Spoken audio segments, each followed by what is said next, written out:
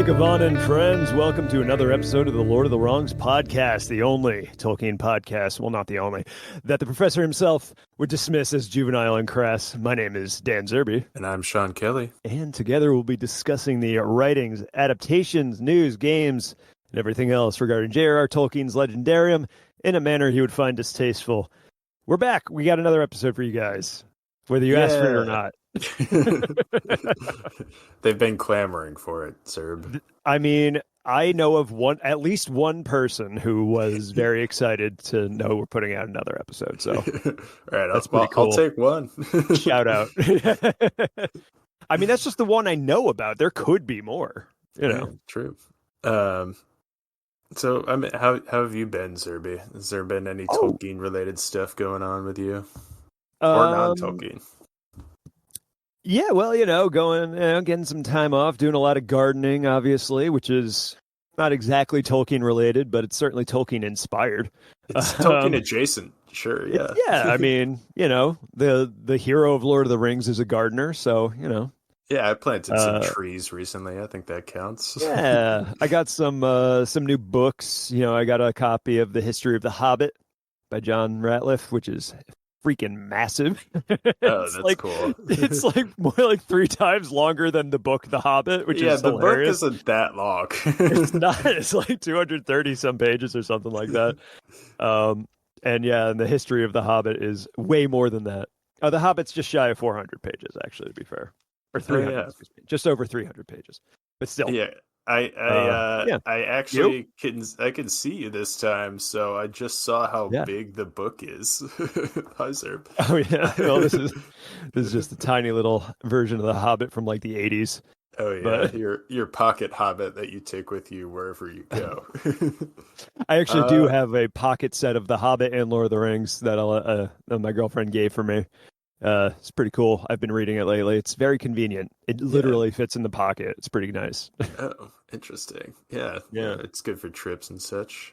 Indeed. Yeah, I have nothing Tolkien related to report. Okay, well, yeah, that's all right. I've been rereading the Stormlight Archive, which is a Brandon Sanderson series. So I haven't had much time for Tolkien reading. It's a great series. Well, highly recommend. Yeah.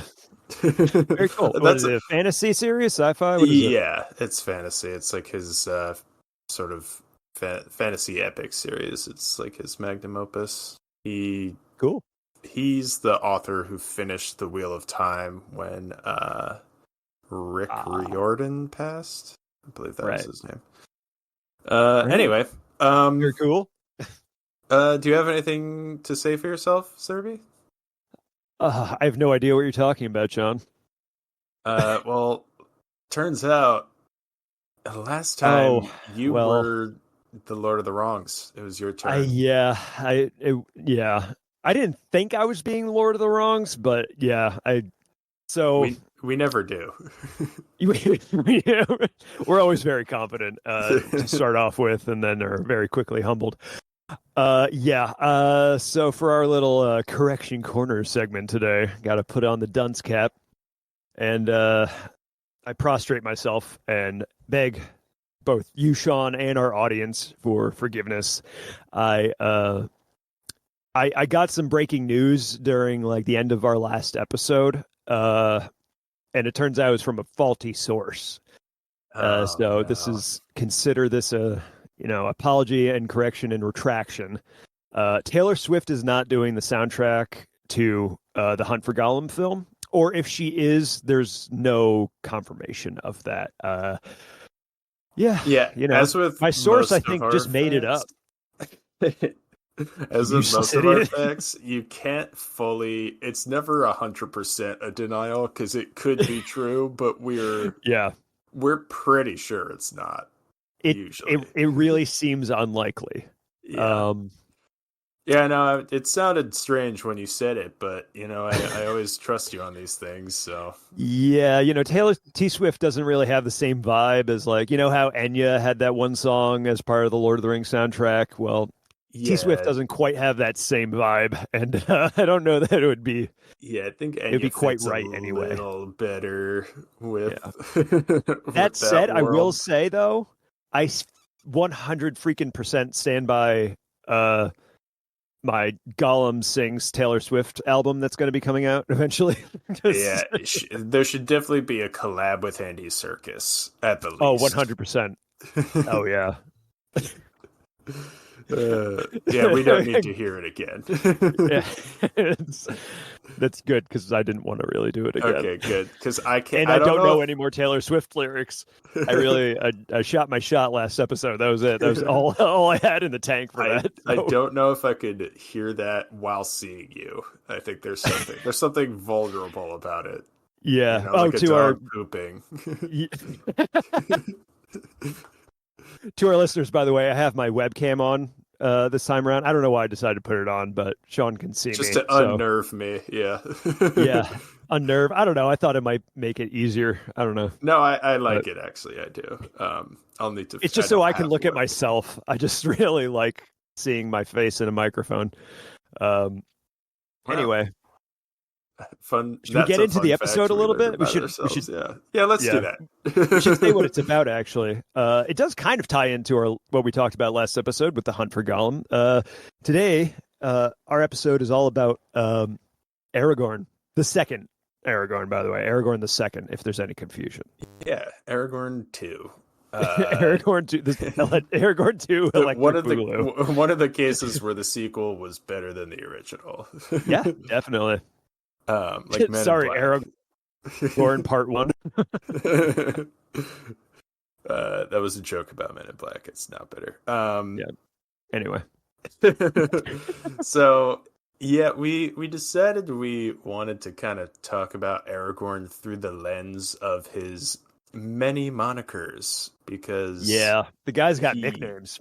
Yeah, he's got nicknames up the waz, and yeah, he might have more than Turin, which says quite a lot, really. Yeah, actually.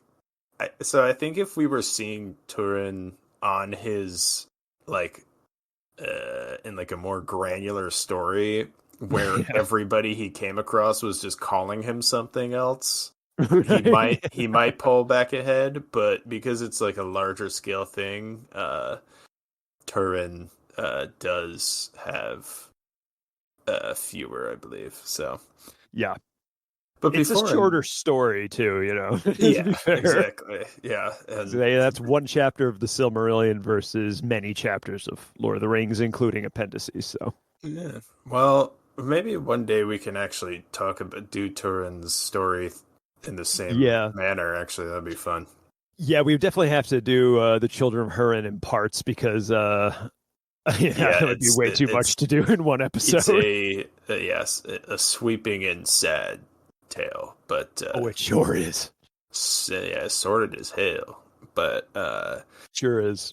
For now, before we get into the nicknames, how about we cast it into the fire? Ooh. Yeah, so I figured, everybody hates how Viggo Mortensen portrayed Aragorn. Yeah.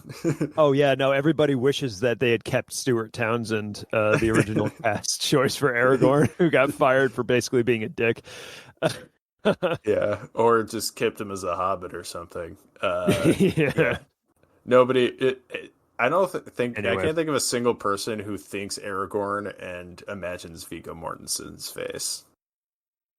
No, yeah, no. How could you? It's just a foreign concept. I know this is a bit, but it's actually annoying me a little. I know. I actually I had trouble getting the beginning of that out.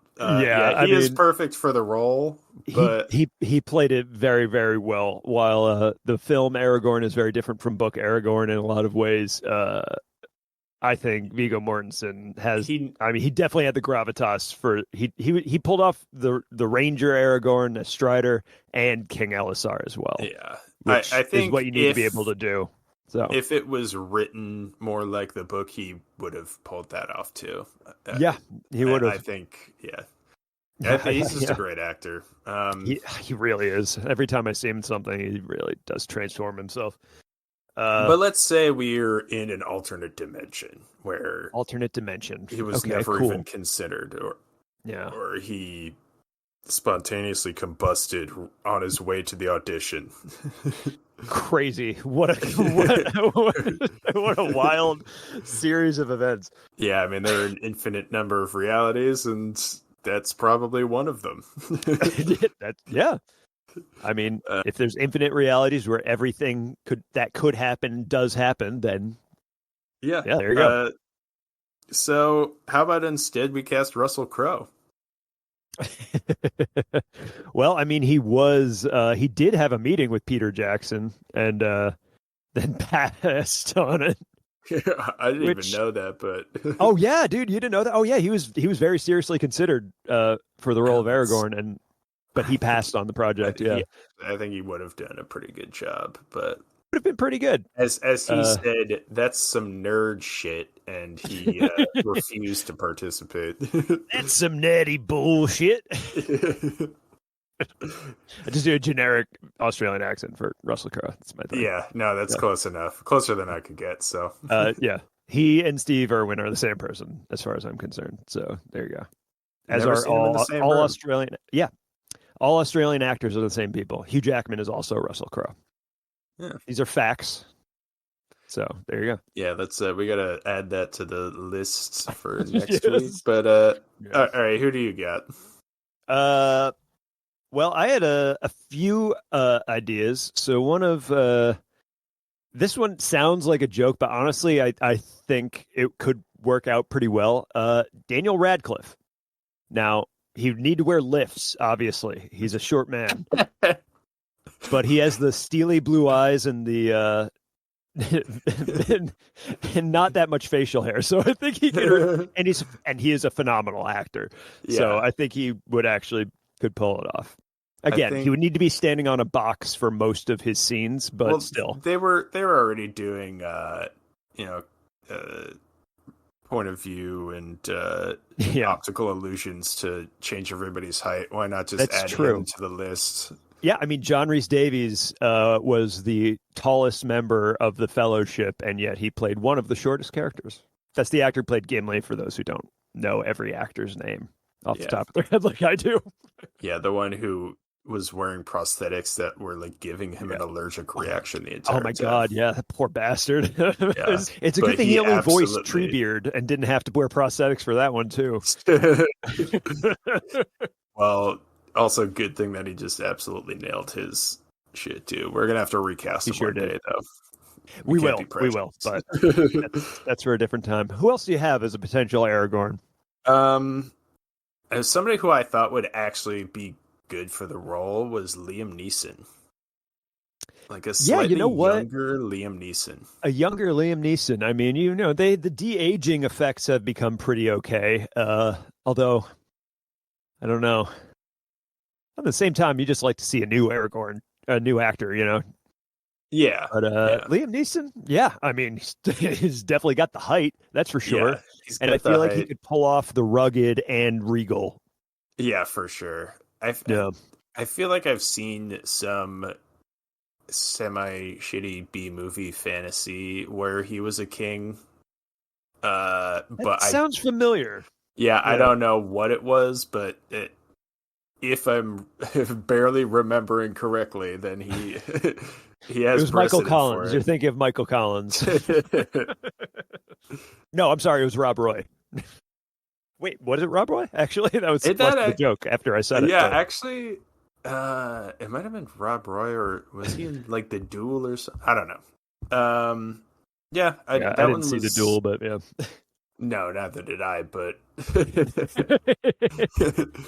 it's one of those movies that's like, I'm sure it's as good as everyone says, and I'm not really going to probably watch it for no reason in particular. I'm just like, I don't need to satisfy a bunch of HEMA nerds. Yeah. Let's see. Who else do I have here? I had Michael Fassbender. Feel like he could do it. I could see that. Yeah. It's hard to imagine him as in a serious role where he's not a villain for some reason for me. I mean, he's Yeah, like, I mean that Magneto did leave an he's impression on the culture as a whole for sure. Yeah, yeah, he I was a don't great know. Magneto. I did like him Yeah, as he young was. Magneto. Um, yeah, no, I like it though. I mean, he's got the look. I mean, he's a good actor. He could certainly pull it off. Yeah, I indeed. I wonder how rugged he could be for a ranger, though. Mm. I don't know. I'm just We'd have to imagining him with a see. waxed canvas like cloak, and I feel like it could work. I don't know. Yeah, I think so. We need like Hmm. a ranger filter to like rangerify people, Yeah, why isn't that a thing on Instagram? What the shit? as it would appeal Get, to like us. yeah, but there's more of us than just us. Yeah, it's Like more you, than dear just listener. us. Yeah, that would actually would be kind of cool. Just a filter that makes it look like you've been sitting in the corner of a pub smoking after Yeah, that's living right. out in Yeah, the woods for 2 weeks straight. yeah. A curiously carved pipe. Yeah, in the corner of a little inn. Yeah, All right, is I got two more here. that's good because I only have one more, so that works kind of nicely. uh I got Ben Affleck. All right. I mean, So, I don't see him being able to do an accent that's not just like yeah, Boston accent, like that was guy part from of my Boston. issue. Can you imagine Aragorn drinking Dunkin' Donuts? Yeah, just like I don't know, Ripping a butt. haranguing a bunch of orcs. Hey, you fuckers, what are you doing over there? Why don't you come over here and make me? Yeah, I don't like. I can't see the accent, but I feel like he would. If he could do a British accent, he would do a great job. But I Listen, can't see him he's doing the he's accent. yeah, he's charismatic enough, but I'm not sure he's got the he's got The the voice for ability it. to just sound Yeah, I don't know. ridiculous for that. Yeah, who knows? But maybe in the comedy Lord of the Rings, that would actually be a fun cast in the fire sometime. Oh yeah, just we doing cast we cast like comedy Lord of the Rings, a family, which I would really Family love. Guy Star Wars version. Yeah, or I still, I still say a Muppet Lord of the Rings would just be the best thing in the world. But it would make me personally extremely happy. Maybe I'm the only one on that, but I still say it's a good idea. Yeah, a live action Muppets Lord of the Rings. Yeah. It would be really. It will never happen though because the Muppets are owned by the Disney Corporation, who Tolkien famously despised the man and the company. So I don't see the Tolkien estate going for that, but it still would be a great, adorable idea. Yeah. I have a little off-center one. Okay. And if anybody is upset by casting of people of color in Rings of Power, you're really going to hate this one. And to those people, I say, suck my ass. But Dev Patel, I think Dev Patel would be a really good Aragorn. He's a fabulous actor. I could see that. I could see that for sure. For those of you who don't know who he is, he played Sir Gawain in the Green Knight film that came out a few years ago, and he also wrote, produced, and directed and starred in the recent action movie Monkey Man. Yeah, he got jacked up during that movie, like he broke a ton of bones. So it is in keeping with what Viggo Mortensen went through as Aragorn. He's got that sort of crazy method air about him. Yeah, he's tall. Yeah. No, he's tall, dark, and handsome. That's Aragorn, right? Yeah. Yeah, okay. Maybe we put blue contacts in if that's that important, But I think he could do a great job at it. Yeah, we had enough friggin' blue-eyed people anyway to make up for it, so... Yeah. Yeah, as a brown-eyed person, I would like more representation. So, among the Dunedain. Among the Dunedain, I'd like more brown-eyed representation. Famously tall, blue-eyed people. Yeah, as a brown-eyed, average-heighted man. You couldn't understand, Sean. Yeah, actually. Actually, you should be Aragorn. You're tall. You got beautiful eyes. Oh, thanks. Yeah. No, so Great head of hair.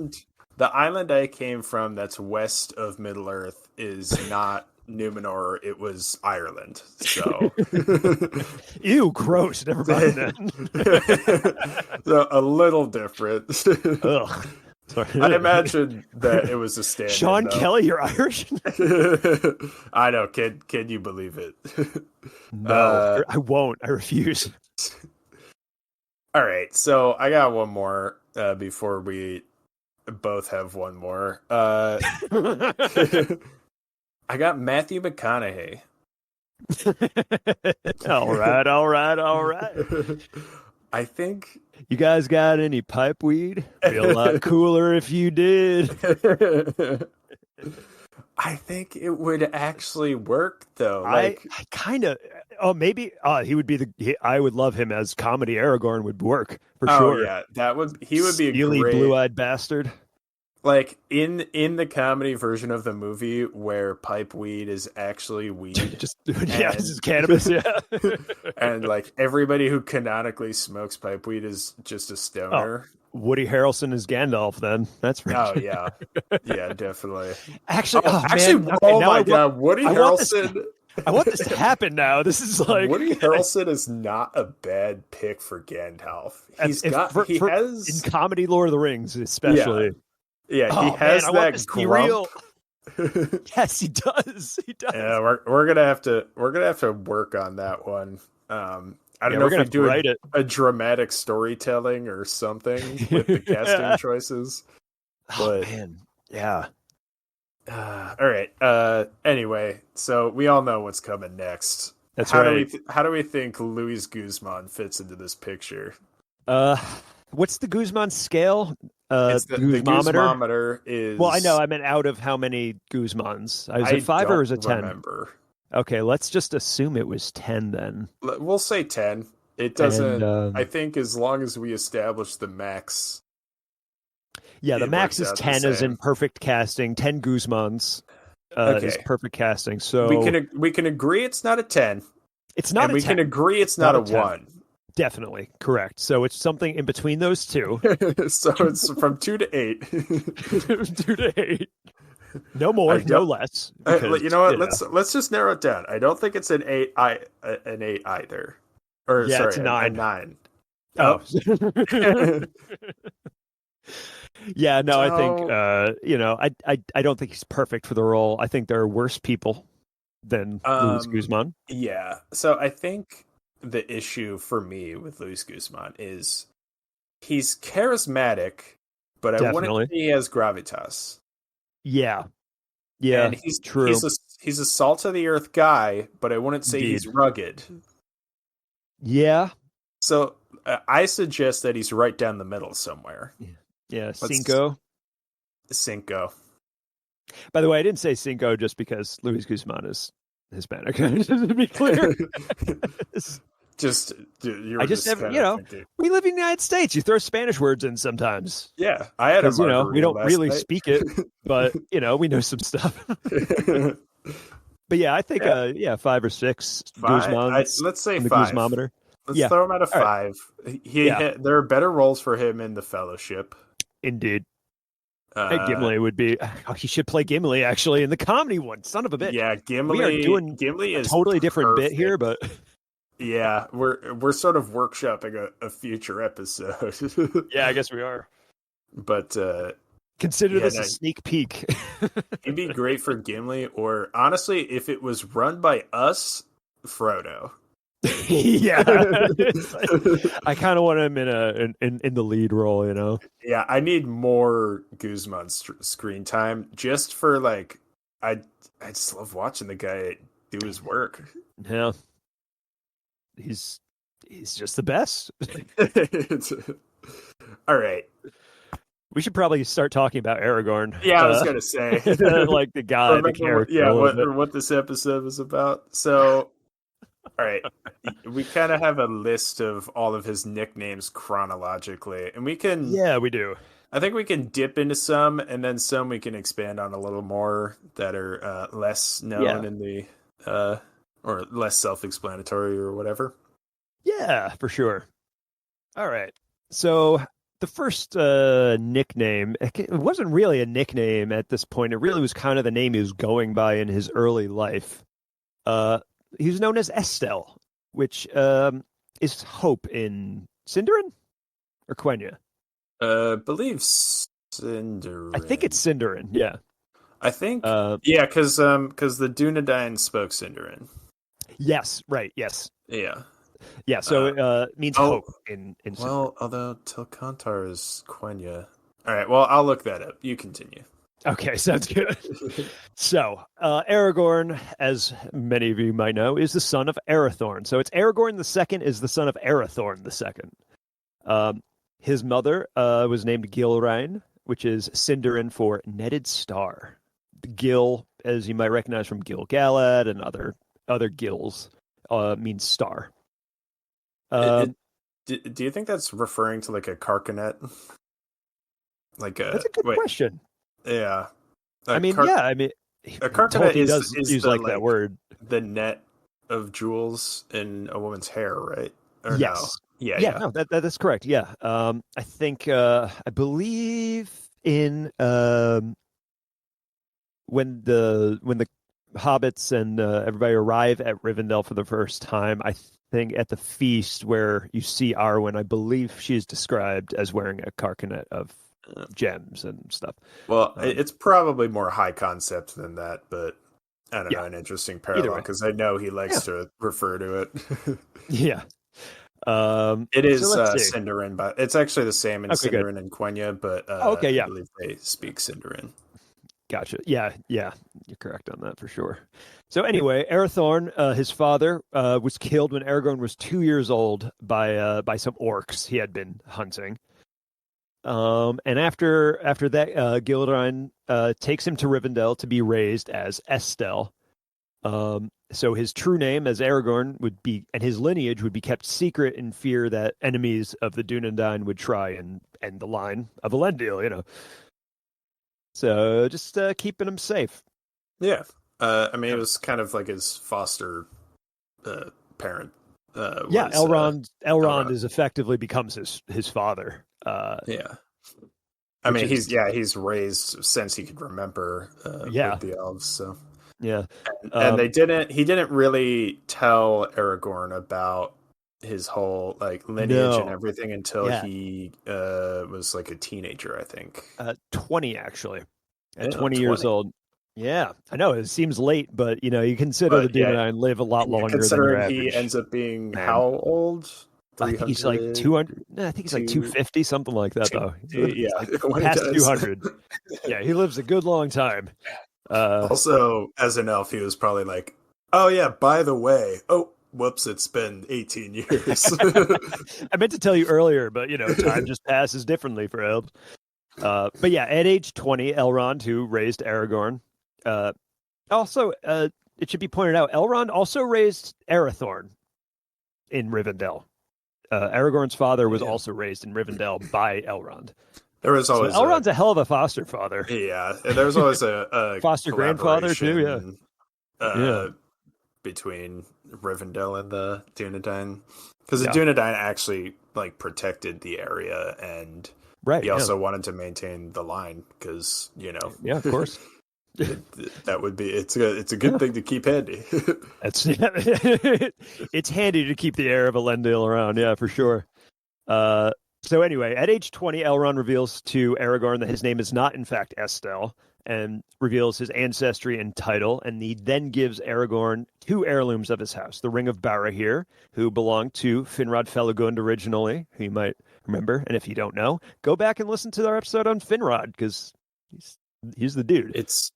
And you don't even know that when you first hear the book. It's like an heirloom of his house, but it actually has a specific history, which is cool. It does. It's really cool history. And the other heirloom is the shards of Narsil. And not just the shards, but also the handle. Well, I guess it's like still a shard. Includes, the thing that he's carrying around, which you don't realize in the movie, but in the movie he has a separate like sword as a ranger, but in the book he's carrying around just like just like a sword that's broken off at about only about a foot of blade on that. He's just carrying that around. Considering his accomplishments, it's even more impressive. But it anyway, is, yeah. So he leaves, right? Not quite yet. Well, yes, but there's a third heirloom that Elrond withholds. There's the Scepter of Annúminas, which Elrond withholds until Aragorn becomes king of Gondor and Arnor. And around this time, it would be Third Age 2951. Aragorn falls in love with Elrond's daughter Arwen, his Foster Slisher / many greats aunt. Yeah, that's right.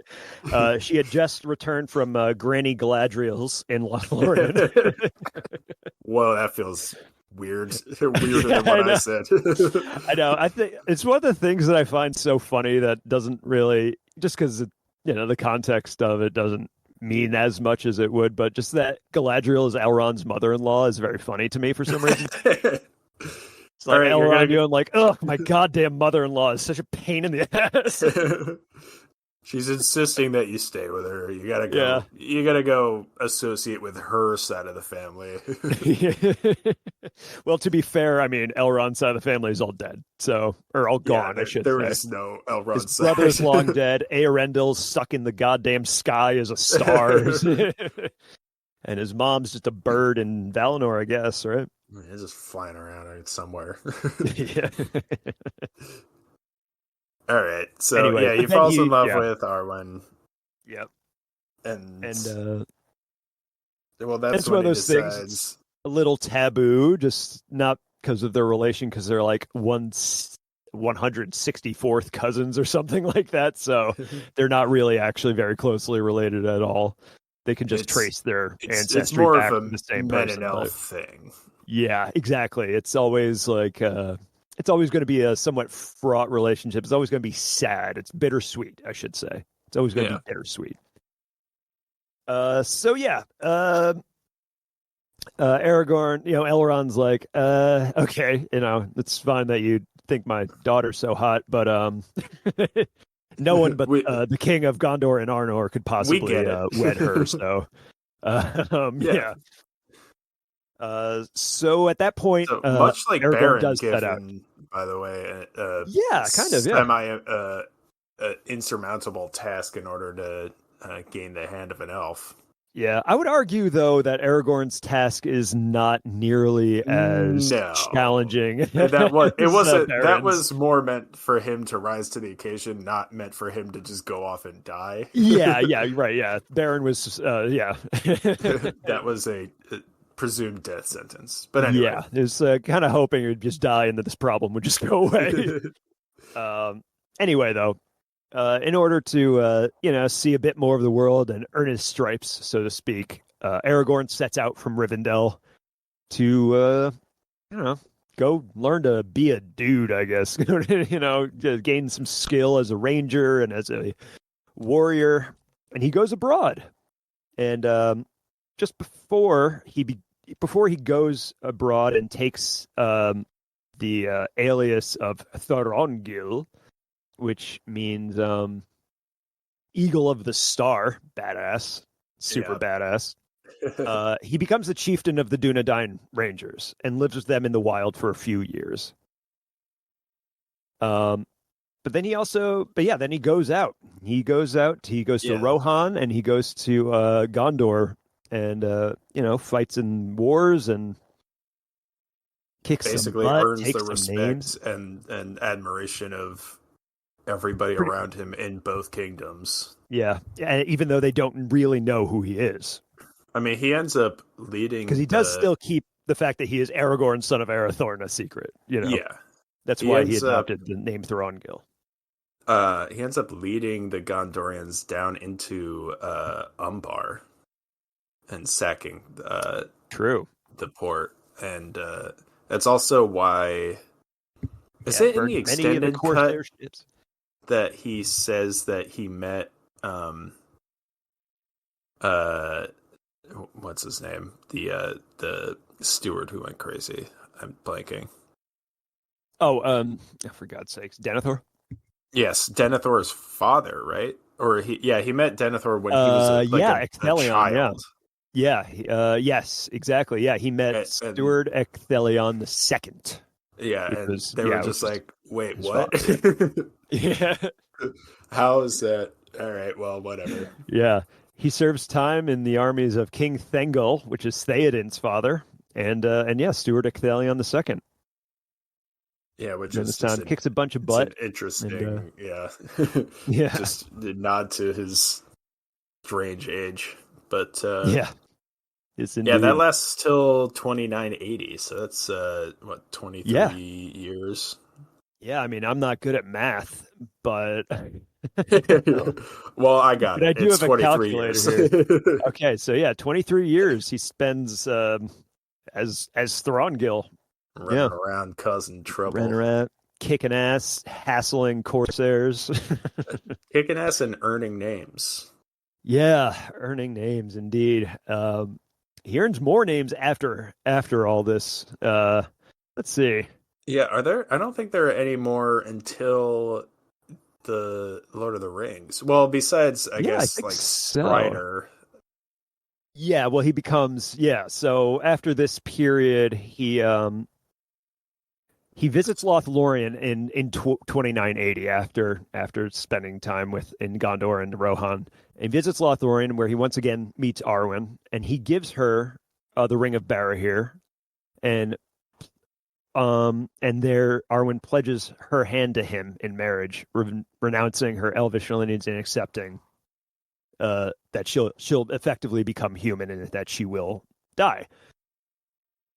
That's where our soundboard would insert an "aww" if we had one. If we had one, we should figure that out. Yeah, Although for sure, I don't know about you, I would definitely abuse be it. abused. Yeah. Oh, 100%. But as we mentioned before, Elrond's like, I'm not okay with this yet. You got to be way more than you currently are. You got to become the king first. Like, Arwen is the most beautiful elf since Luthien. You got to earn it, son. Yeah, you got to earn it. So you're gonna have to do a little bit more than just kill some orcs and burn some corsair this ships. baddie's way out of your league, bro. Yeah, that's right. And obviously, Elrond's also concerned for his daughter's happiness because she's gonna die if she decides to become. But anyway, that's they played up that aspect in the film a lot more, I think. Because Elrond's farsighted, like he knows things. So that's what's going to happen, and she doesn't become mortal necessarily by marrying him, right? She just she eventually will die though. Like she can't she can't take a ship to Valinor at any point. Like she will live a long time. She's not like she becomes just human, but she will die. Mm-hmm. Yeah. Which is really sad because that means she'll never see her mom again, never see her father again, never see her brothers again. Because she ends up taking the fate of men, which is to who knows, to die. Yeah, yeah, die, and we don't know what happens after that. Not go to the houses of the dead. So yeah, that's right. So when he's back up in doing his thing as the chieftain of the Dunedain. Yeah, he earns a couple nicknames, I guess. He sure does. Dunedain. The Dunedain, yeah. Or the Dunedain, sorry. Dunedain, yeah. So is plural. Dunedain is the plural. Yeah, and Dunedain is the singular. Yeah, and he is the Dunedain, as Bilbo says to Frodo in the book. Like he's the Dunedain. And also just called Strider by the Brelanders. Yep. Also, Longshanks is another name he gets among the Brelanders because of his long ass legs. Yeah, mostly by the hobbits. Tall. He's 6'6". He's not a short fella. No, not by any stretch. But yeah, that's kind of he's just kind of passively earning those because he's international man of mystery. up in the north. Yeah, that's right. We're going to step back from 2980 when he meets Arwen again and they get engaged. Because in Third Age 2956, he meets and befriends an elderly gent named Gandalf the Grey. And yes. on Mithrandir's advice, the Rangers under Aragorn's command begin guarding the borders of the Shire. And that's just a neat little thing because, the Rangers kept the Shire and Bree safe for a long time, basically until they had to go off and do some other stuff, Yeah, and no one really knew about it. There's just kind of a funny dynamic in the north of, and it's actually, I think, explored more in the book than in the movie them just being like the watchers at the border and protecting everyone so that they can. I mean, he talks about what was it, Barlaman, that he was saying, like, yep. At the end of Return of the King, when the hobbits and Gandalf are traveling back to the Shire, and they stop in Bree, and Barlaman's like, I think he says exactly, I don't think we quite understood rightfully what they did for us. Yeah. Yeah, and yeah, he's absolutely right. They did not understand what the Rangers were doing for them. Keeping an entire he has like a monologue where he's basically talking about, like, I'm glad that, fools like this can, feel safe at night, and that's why I do what I do, basically. Yeah, and the Council of Elrond, Aragorn says something like, something about, I've protected these people from, damn, never mind. I forgot what the quote. Yeah, he was. I think he was countering Boromir's point about them being like the watchers at the border, and like he doesn't. Oh yeah, he was like, or something. Yeah, Boromir was asserting that Gondor was the only thing that was keeping the free peoples safe from Mordor, and Aragorn. Yeah, it's like, no. All right, so let's get into his. Let's get into Strider era, the War of the Ring a bit, huh? What would be the first? Well, I guess it would really be. The Hunt for Gollum really would be the next part of his story. Yeah. I mean, basically, we talked about this literally last episode, but Gandalf does ask his help tracking down Gollum, finding him. So, I guess I forget what he's called exactly, so we could kind of count it as a nickname, but like the greatest huntsman of our age or something along those lines. Yeah, something like that. The exact words, but just another. That one's more of a title than than more an of a title nickname, than a nickname or epithet. Yeah, still does paint a picture of him being a badass. Sure does. Yeah, which wasn't really in question. Yeah, he's a better tracker than Legolas is, who's an elf, and you'd expect with like their supernatural abilities, but Aragorn's the better tracker. Pretty neat. I also wonder, the elves are rarely following somebody outside of Mirkwood as well. I'm sure Legolas would be better in Mirkwood, but, Aragorn has been tracking orcs all over over Middle Earth. So yeah, as a ranger, I'm sure he just has more experience actually just tracking anything. Yeah, he's got quite a high survival score. So. Yeah, he sure does. Yeah. So, Samwise Gamgee calls him Longshanks. He gets called the Dunedain in the beginning. Does Samwise call him Longshanks? Yeah. Ernie calls him Longshanks. I think Sam might call him Longshanks in Bree. Well, he's certainly called Longshanks in Bree. Yes. Definitely Bill Ferny sneer when they're leaving Bree, sneers at him and calls him, "Hey, Longshanks." Yeah. He catches some shade from that, but found some friends, eh? Bill Ferny's a dick. He is. He basically. He doesn't really earn that many more nicknames until the end of the book. When he's going through, I guess he earns a lot of these during the Lord of the Rings. During the Lord of the Rings, but he's called Wingfoot by Éomer when the three hunters ran 45 leagues. So a league is just shy of 3.5 miles. It's like 3.45 miles. They ran 34 miles a day for 3 days straight, or 4 days. Crazy. Yeah. So more than a marathon every day. A marathon just for 4 days straight plus. Crazy.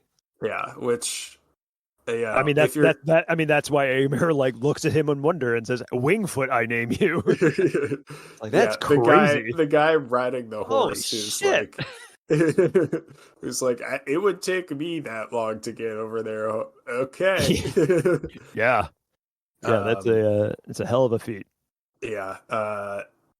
And then obviously if you're listening to this, we all know his story during the Lord of the Rings, but towards the end, well, I guess in Lothlorien, he gains one of his nicknames because the Lady Galadriel presents him with the Elessar, with the Elfstone. Oh yeah, and that's he gets that name there. That's his like official like king name.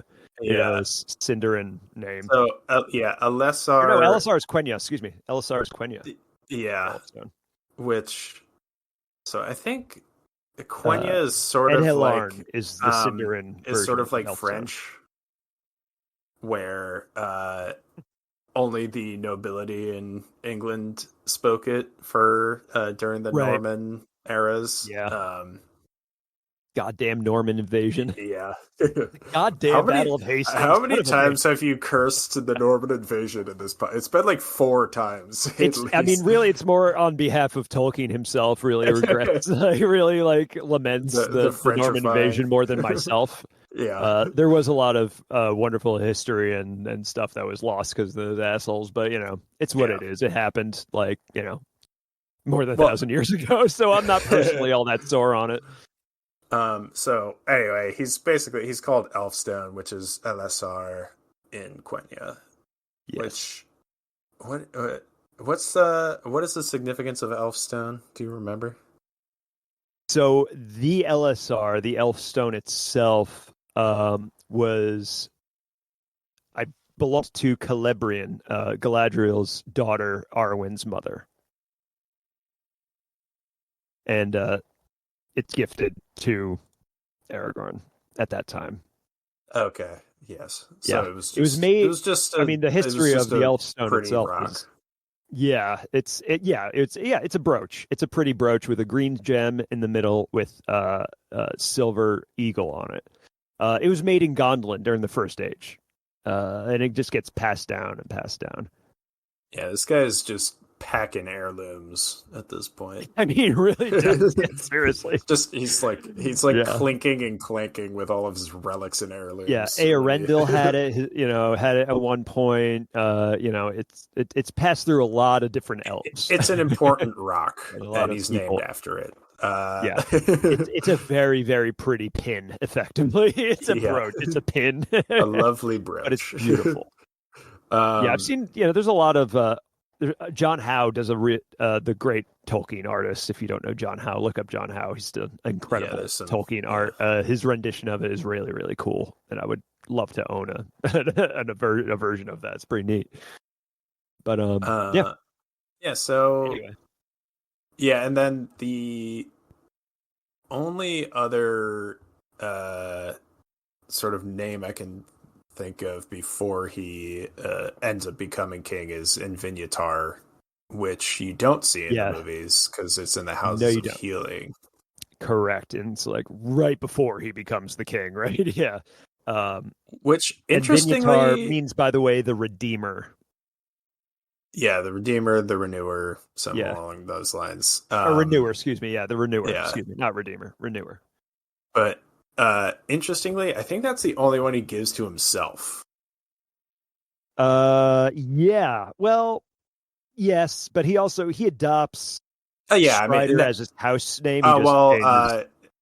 Thorongil he names himself, but that's more of a that's more of an alias than a. Yeah, no, but I mean, once he becomes king, his like house name is Telcontar, which is Strider in Quenya.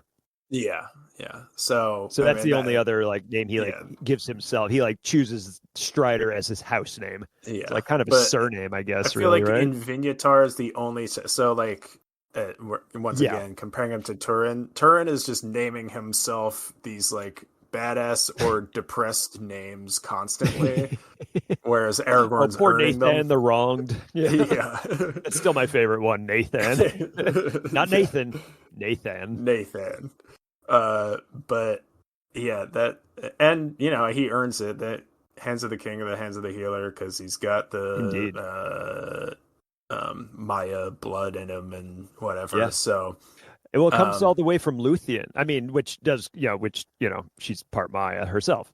yeah, But yeah, that's where it comes from. The healing aspect of this line of men is because Luthien was the great yeah. healer of the first age. I mean, so yeah, So if you've only watched the movies, he spends time in the houses of healing in Minas Tirith, yes, healing a bunch of people after the Battle of including Pelennor Faramir, Fields. Eowyn, Merry, yeah, Yeah. and a So bunch of other people who were, had the black breath yeah, put unnamed upon them by the Nazgul. extras. Yeah, Um. yeah, So yeah, and then NPCs. Yeah, so yeah, so then he ends up becoming king. Elessar yeah. Telcontar, and that's kind of the last we hear from him. Yeah, after that, he eventually dies. He and Arwen have a son together whose name I'm totally blanking on at the moment. Trying Uh, to find it's that. Eldarion. Aldarion, thank you. I knew it was like a reused name from the second age or so, but Yeah, it definitely starts with an R or an L. yeah, that's right. Not an R or an L, an AR or an EL. Right, yes. But yeah, I mean he just kind of rules in peace and Oh, he has does some some good daughters stuff. too, I But guess. oh yeah, They're not really yeah mentioned much, but we don't really hear about them. he has some daughters as well. I think one son Shocker, and two the daughters, I women think. in Tolkien have a very minor part. Yeah. It is. Yeah, One of it is the one of those only things. lasting unfortunate things? I think it's for me. It's one of the only things that hasn't aged well besides Yeah. Gunbury Yeah, or it's just Gunbury Gone or whatever. yeah, I'm Burihan. Yeah, it's a little yeah, the savage trope is a little offensive. It's a little generic, that whole part, but Yeah, so, it's what it yeah. is. Listen, So the that's a guy was little born in the racist. 1800s. Cut him a little slack, you know. It's Yeah, I think he it's did like pretty well. It could be it's like he died. it Yeah, could be a Lovecraft situation where he's just a yeah, but it's full on not. Yeah, unapologetic racist, but he's not. He yeah, was but a he's learned not. man, and he He's a learned man who yeah was for his time not a racist. You know, it's like, not perfect, obviously, but yeah not racist, and not many female characters, but the ones that he has are really, really good. yeah Especially um, Eowyn in particular is an yeah. incredibly Eowyn is well-rounded, full character. It's why she's one of my favorite characters in the whole yeah. story. So, Um. um, All yeah, right. Well, that was a bit of a tangent, but it all right. sure So was. all right. Considering we're starting to run long, Yeah, I know we were like, let's oh, it's just gonna be a short episode. yeah. Nope, we I always say that. realized I was like, you know what, we like Aragorn too much. This is gonna take too long. But Yeah, that's we right. came up we came up with our own nicknames and little backstories for how he earned them for It's Aragorn. true. So I don't know how Uh, you put yours, but I put mine in the format of the way uh Aomer gives him the Wingfoot nickname. I name you oh, Wingfoot. just So that's the way I've set okay. mine up. Uh but Well, I'm not the one naming him a lot of these things, so I'm gonna list them. But you could. I'm interested to hear your take. okay. How many do you have? I got uh four. I have 5, and they're all very All silly. right, well then you start. All right, yeah, I'll start then. Okay. I name you Babyface with your curious rat mustache, man of Westerness. Because despite the fact that every freaking picture of Aragorn has a beard, he wouldn't have had a beard. Men of Westerness with like really true Westerness blood would not have had beards. That's not like, I just feel like that's not well established, and because of in the movies, obviously. So yeah, but the more Westerness you have, the less facial hair you have, because you're more closely related to elves, basically. Yeah, I was not ready for your interpretation of that, and I like it. So he's got a rat mustache, then. All right. Well, it's not a good mustache if he has one. That's all I'm saying. We can assume elves only grow. Only Círdan has a decent beard. The rest are just. And that's because he's just like the oldest elf in Middle Earth. Yeah. It's just because he's been around a long ass time. Has a rat mustache or a soul patch. Nothing more. Yeah. Yeah. Actually, in our comedy version, every elf has to have a soul patch. And I submit. They all they all look like Fred Durst. All right, so my first one was Chaz. It was a nickname granted by the Brelanders after they kept mixing him up with a guy named Charlie Hawthorne at the Prancing Pony. It's just another tall guy, and they just say, "Was that Chaz again?" Nope, it's Strider sitting in the corner being all creepy again. Well, especially the hobbits are so short they couldn't see their faces so they just confuse them all the time. Yeah, they can't tell them apart. All right, my next one is I name you Lurch, you tall ass motherfucker. Yeah, I mean, I also have one of those, the low hanging fruit of just calling him tall man nicknames, right. Which I've definitely heard a number of those before. Related to that, I've got Big Guy. Which he's named in Rohan for obvious reasons. Yeah, sure. If he was in Ireland, they'd call him the big fella. Yeah. Or if he went to the same vape shop as me, he would be called Big Man every time he goes in. So they call you every time, huh? Yeah. I'm like, all right, I'll take it. What else you got? Let's see, what else? I name you Balto, you blue-eyed bastard. Oh, another. Yeah. I like that, and he's also run a similar amount as Balto. That's true. Yeah, that's right. Yeah, that's likes living in the north. That's a book from like the early 1900s. Everybody, about a dog that saves a village. But he's a husky. Typhoid disease. Yeah, a typhoid. I don't know, something. It doesn't matter. Who cares? It was. They also made an animated film. Yeah, it's whatever. Yeah, almost not a good certainly. reference. If you know, it is. Who hasn't seen Balto? He says, realizing that he's 30 now. There are probably a lot of people who haven't seen Balto that are adults. Who have not seen Balto. Yeah. Yeah, watch it if you want to probably cry a little. It's a sweet story. Or read it, whatever. Not important. I dipped into Cinderin for this one. So we've got did his homework. Andquib. And what does that mean? Can you glean the meaning at all? No, you don't. Yeah, it's long penis. That one was granted to him by his betrothed after they. Or his, wife. I think you'd hope if anybody would. That's too. We heard some whisperings from the north about that one as well. He's a man of Westerness. That besides being very tall, they're very well endowed. Just it's a lesser known aspect of the Dunedain, but yeah, that one's not in the books. That was in the letters. Yeah, right. All right, what else you got? The Western S version was long cock. That was. What else do I have? I name you Daddy Longlegs, Daddy Aragorn. Fuck. Another tall one, you know. I also my last one was Daddy. Damn it! I'm sorry. I took that one. Just simply Daddy. Just Daddy. Aragorn is Daddy, though. I mean, yeah, no, he is. I mean, like, yeah. I said it was granted to him by Arwen as well.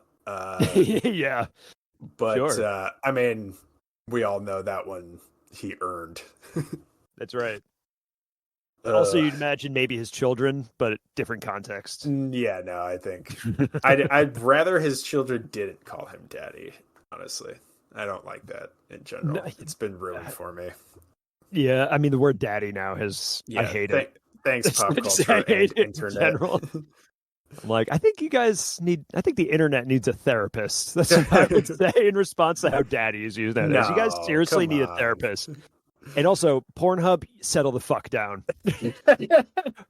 So we're having way too many step films, and it's I don't get it. I really don't understand.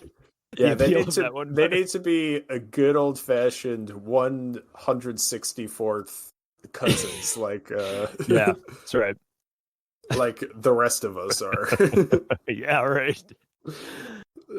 All right. So since I stole the last one from you, I think I just have one more, which is the dumbest. I don't know why I even wrote this down. It's so fucking stupid. I name you Troll Belly, for I've never seen anyone eat that many hot dogs. This was after he won a hot dog eating competition. Yeah, so he was a sort of a. He beat the Hobbit Joey Chestnut in the Nathan's hot dog in Coney Island. I mean, he had so many years to prepare. It's almost unfair. Right.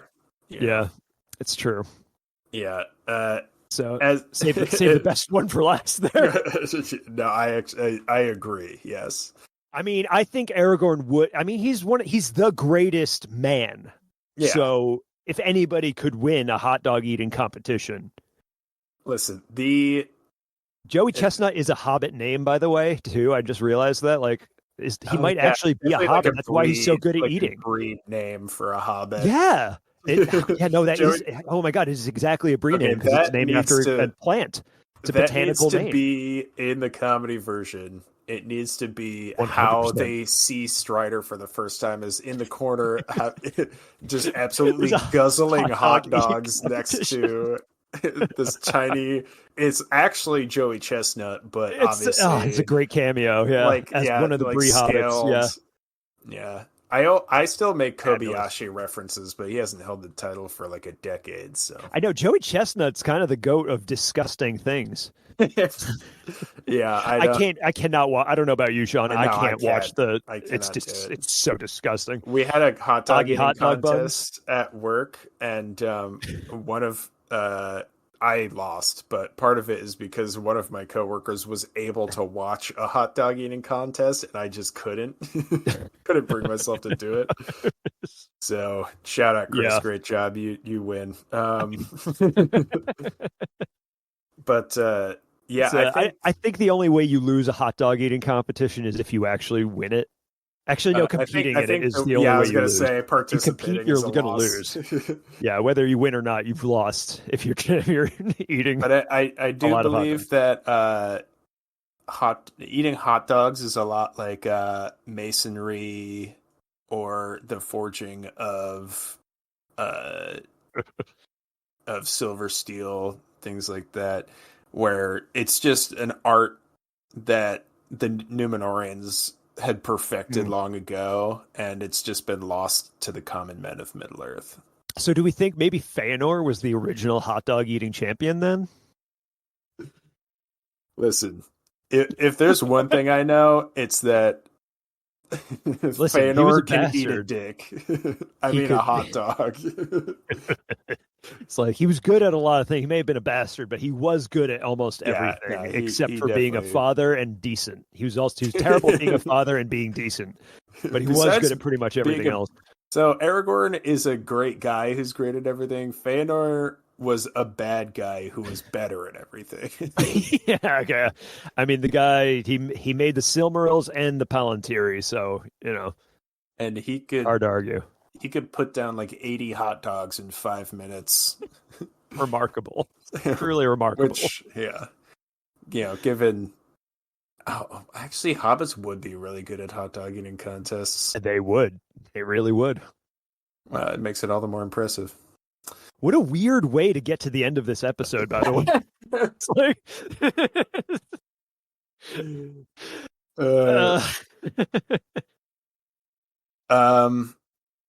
Well, it has inspired me, so I was gonna say, do you have time to wrap up? So considering I'm the Lord of the Wrongs, that's right. This or week. Not quite yet, you are, but well, I'm Lord of the.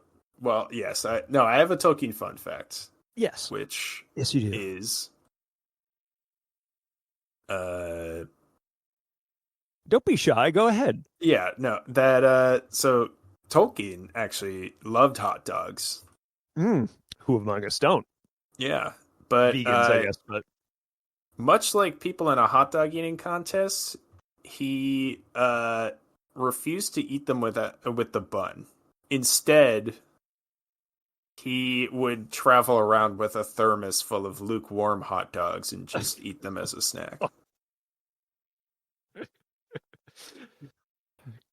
Okay. Okay.